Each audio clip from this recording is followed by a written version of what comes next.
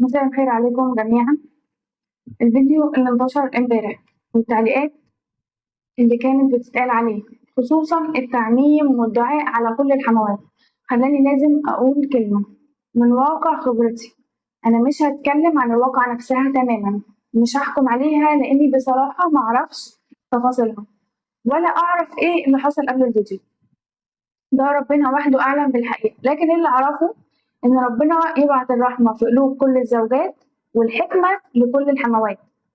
اللي خلاني أتكلم هو فكرة التعميم، إننا نحكم على فئة كاملة ونكرههم كلهم بسبب موقف واحد أو فيديو واحد. ما ينفعش نعمم ونكره الحموات كلهم. ليه؟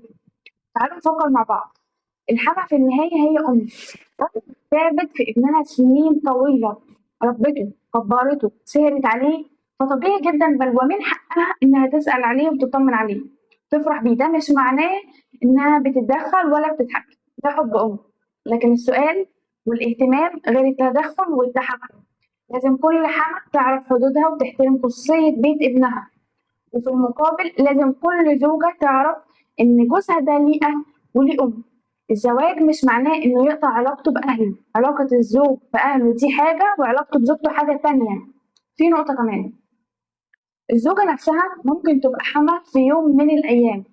الأيام دوارة، واللي بتشوفه النهاردة ممكن بعد سنين تشوفه هي.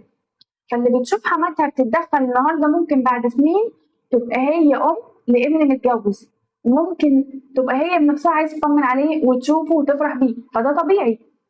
ساعات المشكلة بتبدأ من هنا، من تفسير كل تصرف بنية سيئة. الحما تسأل على ابنها، أكيد بتراقبني. تعزمها على الغدا، أكيد بتلمح إن أكلي مش عاجبها. تقول لها تعالي اقعدي معانا، اه أكيد عايزة تحقق معايا. فطبعا أنا مش بقول إن كل الحموات ملايكة، في فعلا حموات صعبة بيتدخلوا في كل حاجة، بيهينوا مرات ابنهم وبيحاولوا يسيطروا على حياتهم، وده غلط تماما. الظلم مرفوض من أي طرف.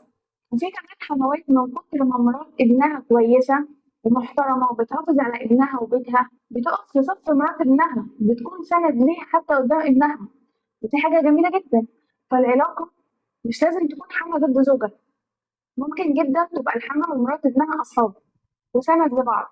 فلو كل واحدة فينا تعاملت مع حماتها على إنها أم كبيرة لها واتقت ربنا فيها، وفي نفس الوقت كل حما احترمت إن مرات ابنها ليها كرامتها وبيتها وحدودها، مشاكل كتير جدا هتختفي. طيب ده معناه إيه؟ معناه إن الاحترام متبادل، الرحمة متبادلة، الحدود متبادلة.